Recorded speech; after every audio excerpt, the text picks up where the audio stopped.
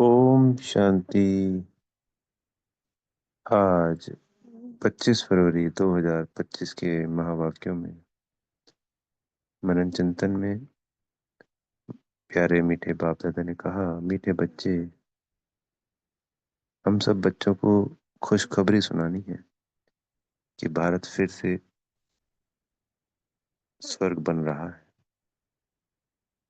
और heavenly godfather, प्यारे मीठे बाबा, हमारे गॉडफादर आए हुए हैं। जब हम बाबा के बच्चा बनते हैं तो हम सभी को ये अनुभव है कि नशा चढ़ा रहता है।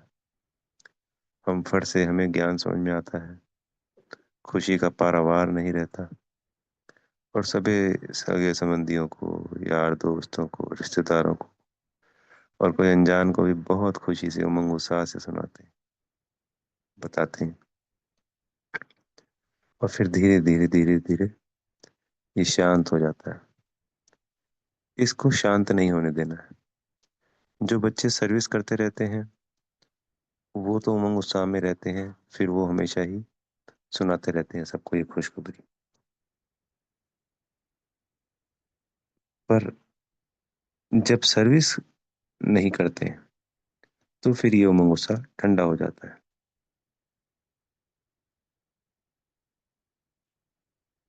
तो जिनको भी, बच्चों को प्रश्न उत्तर में भी है कि स्वर्ग का मालिक बनने की खुशी है तो उनकी निशानी क्या होगी, तो उनको किसी भी प्रकार का दुख नहीं आ सकता।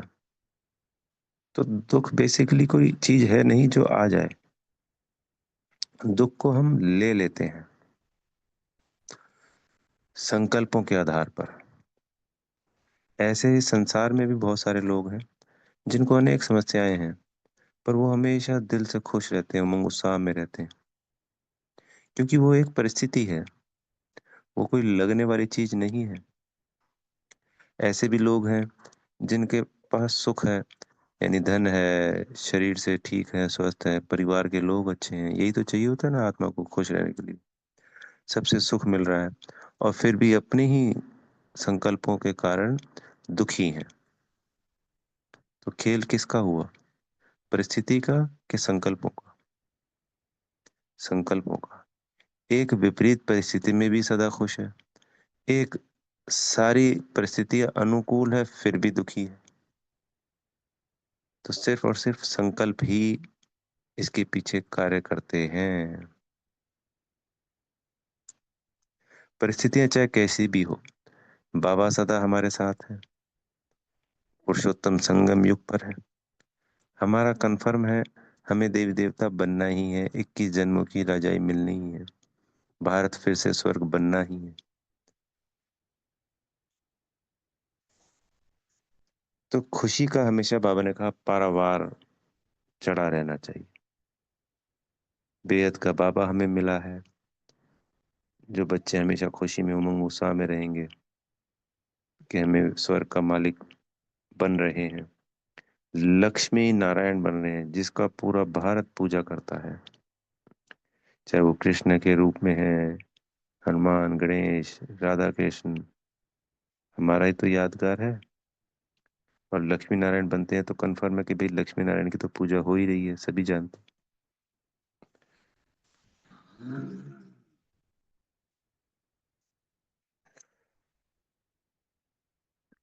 और चैतन्य में हम स्वयं ही लक्ष्मी नारायण बनेंगे।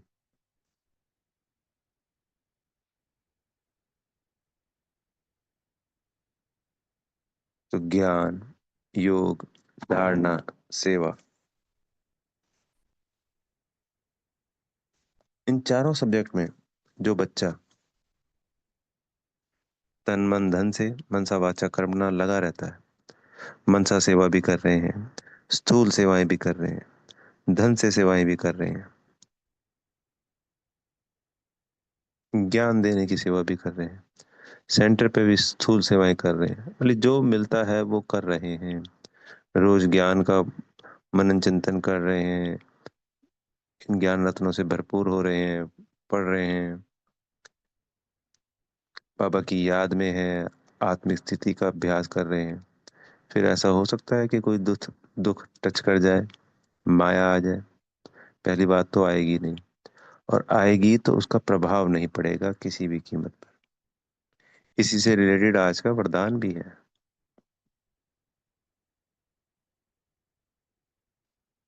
तो सबसे पहले तो हमें स्वयं को खुश रहना है।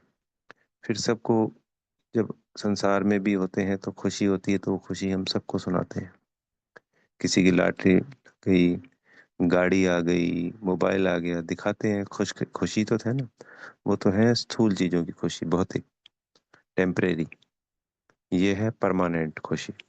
तो जितना आत्मा खुशी उमंग उत्साह में रहती है, उतनी ही उसकी अवस्था शक्तिशाली होती है। उतनी ही फिर बाबा से हम जब बाबा को याद करने की कोशिश करते हैं, तो वो सहज हो जाती है याद।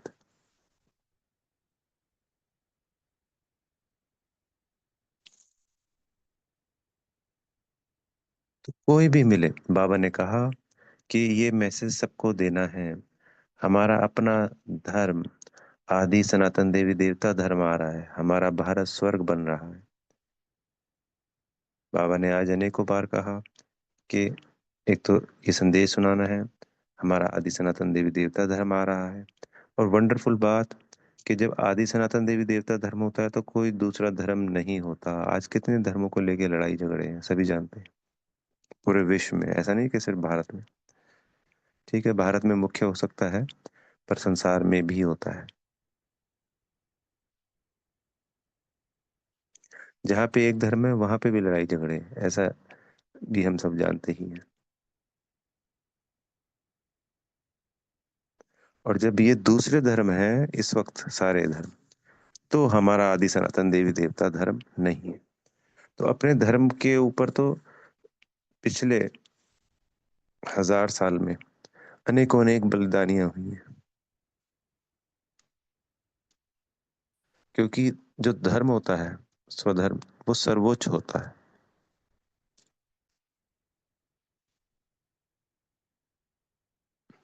धर्म की रक्षा के लिए पूर्वजों ने अपने प्राणों का बलिदान किया। तो कितना ऊपर होता है धर्म। वही हमारा धर्म, सत्य धर्म, एक धर्म स्थापित हो रहा है।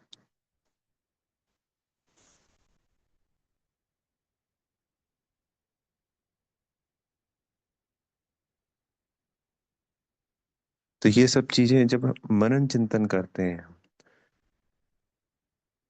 बाबा की याद में रहते हैं, आत्मिक स्थिति का अभ्यास करते हैं, तभी हमारे को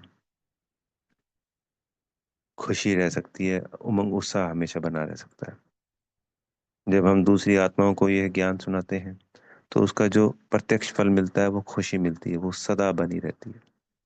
तो अब 26 तारीख की हम सभी जानते हैं शिवरात्रि है, और सभी हम मैसेज देने जा ही रहे हैं। सेंटर से सेवाएं हो ही रही हैं। तो प्रत्येक आत्मा तक ये मैसेज जरूर जाना चाहिए। बाबा ने कहा हर आत्मा के कानों तक ये बात पहुंचनी चाहिए। हमेशा नए नए आइडियाज आने चाहिए। अंदर में खुशी रहनी चाहिए कि मैं ये कैसे, ब्रह्मा बाबा को भी रहता था कि विश्व की प्रत्येक आत्मा तक ये मैसेज कैसे पहुंचाऊं। तब कि उस वक्त तो मीडिया भी नहीं था। आज तो मीडिया इतना स्ट्रांग है और पहुंच भी रहा है। पर हमारा क्या इसके अंदर कंट्रीब्यूशन है, हमेशा अपने ऊपर ध्यान देना है, स्वयं को परिवर्तन भी करना है, और दूसरों तक मैसेज भी पहुंचाना है। सभी अवगुणों को बाबा को अर्पण करते जाना है। बाबा की याद से उन अवगुणों को दग्ध करना है, समाप्त करना है। दैवी गुण, दैवी चरण को धारण करना है।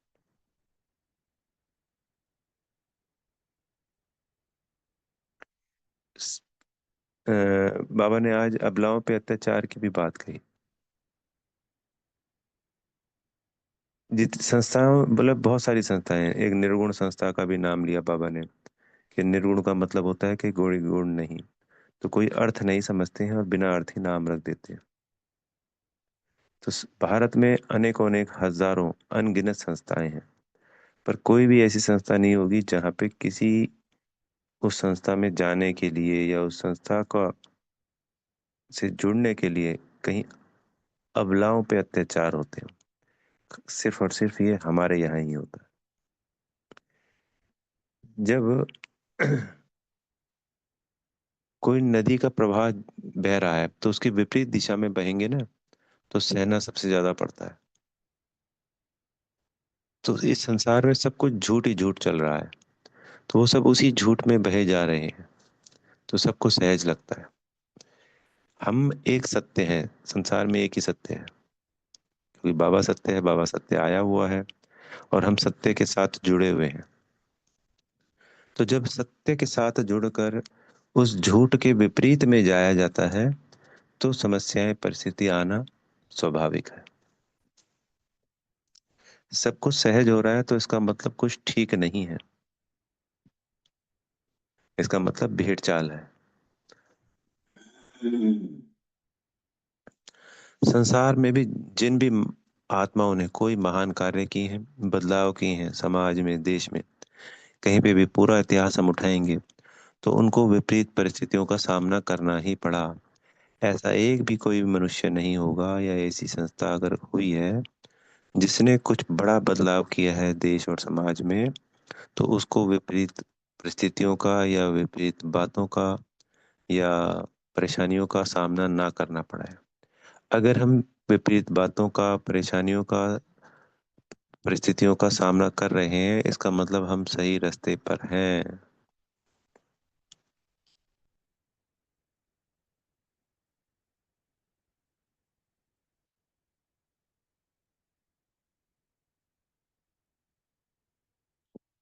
पहाड़ की चोटी पर चढ़ने के लिए समस्याएं, बाधाएं तो आएंगी ही आएंगी। एक सीधे सीधे समतल मैदान और रास्ते पे चलना कोई बड़ी बात नहीं है।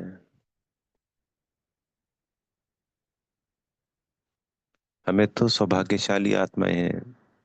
बाबा हर वक्त, हर क्षण हमारे साथ है।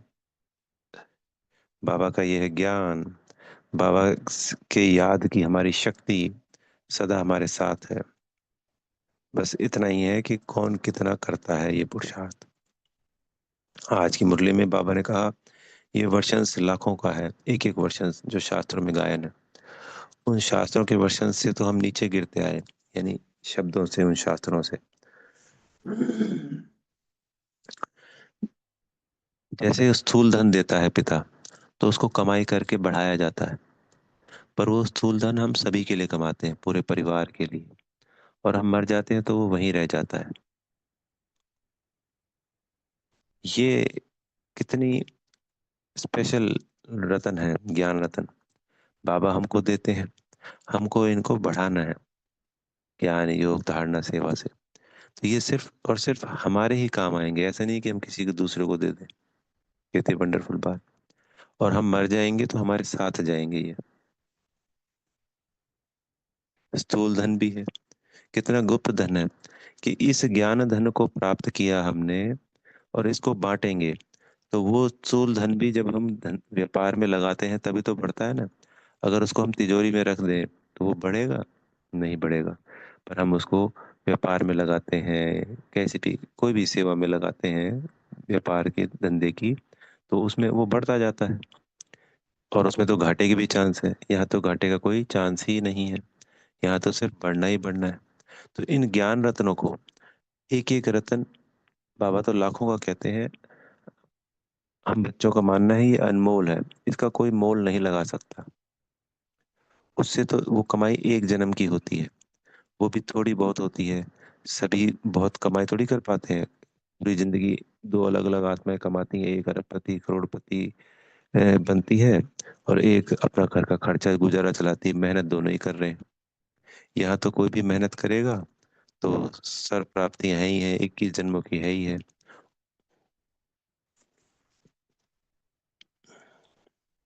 और 21 जन्मों के अलावा द्वापर में भी वो स्थूल धन के रूप में हमारे साथ रहता है। और जो ज्ञान धन है, द्वापर और कलयुग में हमारी सद्बुद्धि इसी ज्ञान से ऐसी बनी रहती है कि हम अपना जीवन अच्छे से अच्छा करें, उन विपरीत परिस्थितियों में विकर्म ना हो। तो पूरे कल्प की कमाई है ये हमारी। तो जब हम उस स्थूल धन के ऊपर इतना ध्यान दे सकते हैं, अटेंशन दे सकते हैं, तो इन ज्ञान रत्नों पे हमें कितना ध्यान देना चाहिए, जिसकी कोई भी कीमत आंक ही नहीं सकता। ऐसी कमाई हो रही है हमारी। तो बाबा ने हमें ये धन दिया है, इस धन को बांटना है, और इसको पद्मा पदम अनगिनत, उसकी गिनती नहीं की जा सकती, उतना बढ़ाते रहना है, बढ़ाते रहना है।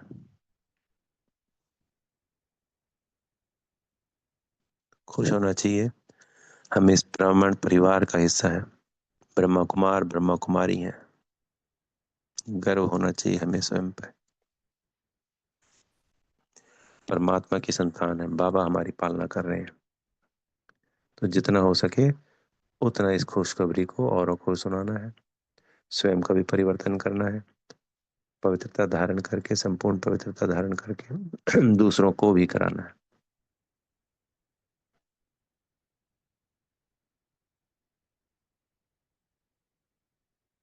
बाबा ने कहा कि मैं तुमको इस रावण की जेल से, इस शोक वाटिका से छुड़ाने आया हूँ। शोक होता है, हम शोक मनाने जाते हैं ना, तो दुख की दुनिया से। इस संसार में सिर्फ दुख ही दुख है। अगर इस वक्त हमारे पास भी टेम्परेरी सुख है तो उस गलत फहमी में नहीं रहना चाहिए। अगर लगातार बहुत लंबे समय तक सुख बना हुआ है, इसका मतलब हम कुछ कर नहीं रहे, माया हमारा अपोजिशन नहीं कर रही है। क्योंकि हम कुछ भी करेंगे तो माया अपोजिशन करेगी ही करेगी, तो उसमें घबराना नहीं है। आज इन्हीं चीजों से रिलेटेड हमें बाबा ने वरदान दिया है। वरदान में बाबा ने हमें कहा कि परीक्षाओं और समस्याओं से में मुरझाने के बजाय मनोरंजन का अनुभव करने वाले सदा विजयी भव। तो ये जो पुरुषार्थी जीवन होता है, जैसे ही हम बाबा का बच्चा बनते हैं, तो हम माया के पाले को छोड़कर, माया की टीम को छोड़कर बाबा की टीम में आ गए। बाबा की टीम में आते ही माया अपोजिशन करती है, क्योंकि माया के हम 2500 साल साथ रहे। तो जिसके 2500 साल साथ रहे और उसको छोड़ दिया, तो वो हमको ऐसी थोड़ी जाने देगी। अब उसके अंदर भी जो बाबा के बच्चे कुछ करते ही नहीं है, उनको वो कुछ नहीं कहती है, क्योंकि उनको तो वो कभी भी सोचती है मैं खींच लाऊंगी, और ये मेरा कुछ नहीं बिगाड़ सकते। पर जो महारथी बनने के लिए पुरुषार्थ करते हैं, उसको पता होता है कि ये मेरा राज्य छीन लेंगे, तो वो उनको अपोजिशन करती ही करती है। तो जैसे ही हम इस रास्ते पे चलने लगते हैं, तो नई नई परिस्थितियां और नई नई परीक्षाएं जन्म लेना, समस्याएं शुरू हो जाती हैं। फिर हम कहते हैं अरे, पहले ही ठीक था, अब ये बाबा का बच्चा बनते ही ये नई नई बातें कहाँ से आ रही हैं। तो ये जैसे हम गाड़ी से अपने एक लक्ष्य पे जा रहे हैं कि 1 घंटे में हमें ये 50 किलोमीटर दूर पहुंचना ही पहुंचना है। तो रास्ते में जाते हैं तो कहीं बगीचा आता है, कहीं कोई बहुत सुंदर सुंदर जगह आ रही है, मान लीजिए कहीं कोई समस्या आ रही है, कोई एक्सीडेंट हो गया, लोग रुक जाते हैं ना एक्सीडेंट देखने के लिए कि यहाँ क्या हो गया है, भीड़ लगी हुई है, या कोई दुकान है, नई दुकान है, तो जी देखें क्या है।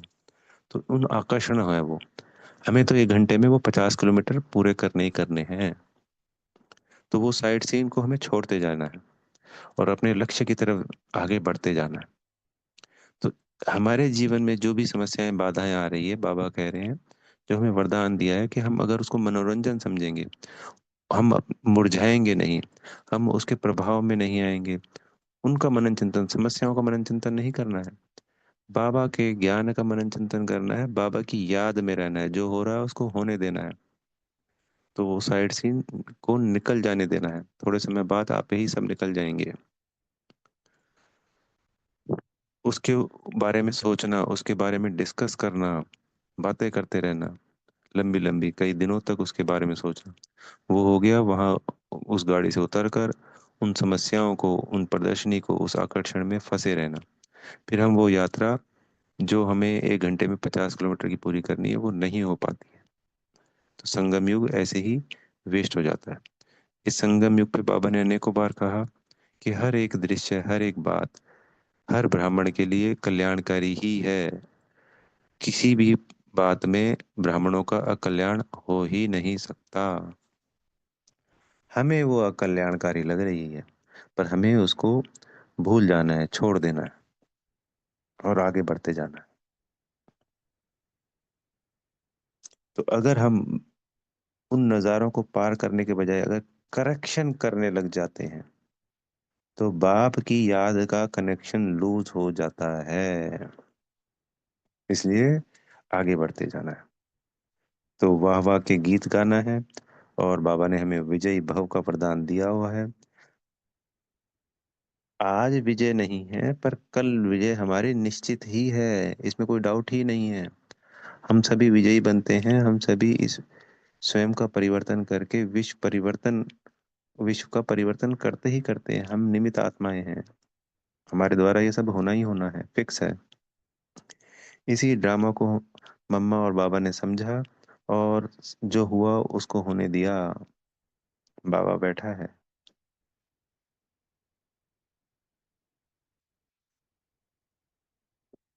तो हमें भी सिर्फ बाबा की याद में आगे बढ़ते जाना है, और साइड सीन समझकर सबको छोड़ते जाना है। फिर स्लोगन में बाबा ने कहा, मर्यादाओं के अंदर चलना माना मर्यादा पुरुषोत्तम बनना। तो मर्यादाएं सुबह से अमृत वेला से रात को सोने तक की सभी को हम जानते हैं। बातचीत करने में है, चाहे वो मनन में है, मनी व्यर्थ चला रहे हैं हम, अपवित्र नेगेटिव चला रहे हैं, मर्यादा तोड़ रहे हैं। पर हम समर्थ संकल्प क्रिएट कर रहे हैं, मर्यादा में है। ये छोटे से छोटे, ये सूक्ष्म में है, स्थूल में भी ऐसे ही है। व्यर्थ बातें करना, किसी को तंग करना, दुख देना, मर्यादाएं उल्लंघना हो गया ना। तो चाहे सूक्ष्म में है चाहे स्थूल में है, हमें अपने मर्यादाओं में रहने वाले ही हम आत्मा बच्चे मर्यादा पुरुषोत्तम हैं। फिर आज अ, अव्यक्त इशारे में है कि एकांतवासी बनना यानी अनुभवी मूर्त बनना। तो हम सब आत्माएं वानप्रस्थ की अवस्था के समीप है, वाणी से परे जाने की अवस्था के समीप है। तो जो वानप्रस्थी होता है वो बुजुर्ग कहलाता है। तो वो बोला गुड़ियों का खेल नहीं करता है। वो हमेशा एकांत में, एक की याद में, एक की अंत की याद में रहता है, और सुमिरन में रहते हैं, याद में रहते हैं। तो हम सब बेहद के वानप्रस्थी हैं। तो सदा ही एक के अंत में निरंतर एकांत में रहना परिवार में है, पर एक की याद में रह करके निरंतर इस स्मृति का स्वरूप बनना है। तो स्वयं आत्मा की स्थिति में स्थित होना और बाबा की याद में रहना। ओम शांति। बेहद का धन्यवाद मेरे प्यारे मीठे माता पिता बाप दादा जी का, आप सभी आत्मा भाइयों का, और बेहद की शुभकामनाएं। सदा हर कल्प कल्प के विजयी थे, हैं, और हर कल्प हमें विजयी रहना ही है, ये निश्चित है। इसी नशे में सदा रह के कल्प कल्प के विजयी रतन बन गए। ओम शांति। बेहद की शुभकामनाएं, शुभ भावनाएं।